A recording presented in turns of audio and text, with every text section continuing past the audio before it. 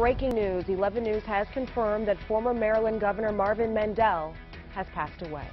Thanks for joining us, everybody. I'm Kai Reed. Marvin Mandel was a beloved and respected attorney and lawmaker in Maryland. For many, he was a trailblazer for positive change in the state. In a statement, family members said that Mandel passed away while celebrating his son's birthday. 11 News reporter Vanessa Herring joins us in the studio now with more on his life and his work. Vanessa.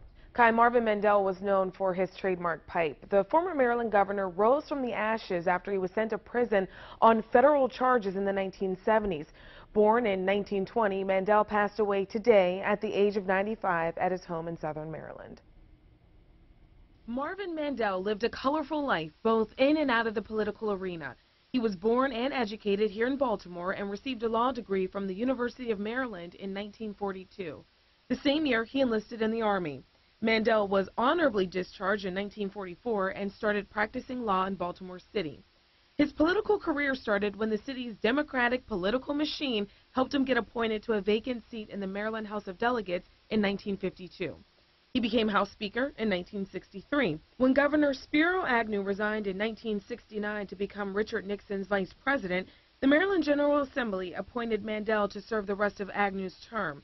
Voters kept Mandel in the governor's seat for 8 years, but his accomplishments were overshadowed by a 1975 indictment on federal charges of mail fraud and racketeering. And I think the future will show that during my administration, nothing was ever done to defraud the public of the state of Maryland. Federal prosecutors claim Mandel accepted more than $350,000 in cash, favors, and gifts in exchange for pushing through legislation that would benefit the old owners of the Marlboro Racetrack in Prince George's County.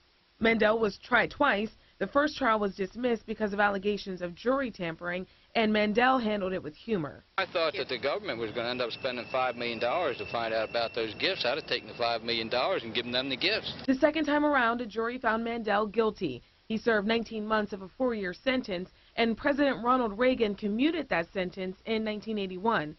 6 years later, a federal court overturned Mandel's conviction. After that conviction was overturned, Mandel was reinstated as a member of the Maryland Bar in good standing, and he practiced law in Annapolis. Mandel's personal life while governor turned into a national soap opera. His wife of 32 years, Barbara, kicked him out of the governor's mansion in 1974.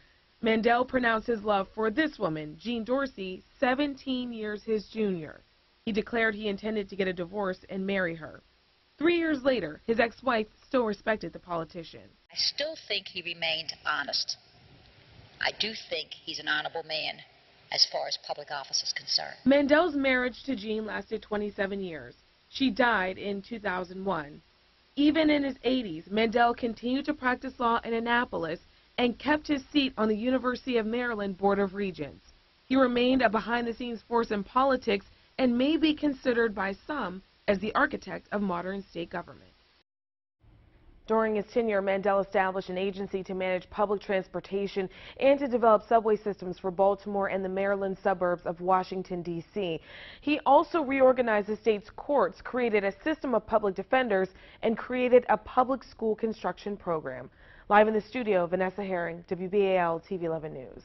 Vanessa, thank you. Governor Mandel passed away surrounded by family today. His son issued this statement, quote, "Governor Mandel was a great governor, but more importantly, a great father and grandfather.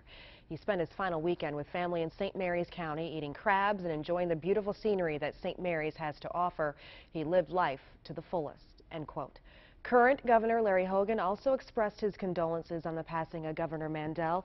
He said, quote, "I will be forever grateful for the advice, wisdom, and stories that Governor Mandel has shared with me throughout the years. No other governor has had the lasting impact on all 3 branches of Maryland government, and while he held elective office for 28 years, he dedicated his life to making our state a better place to live," end quote.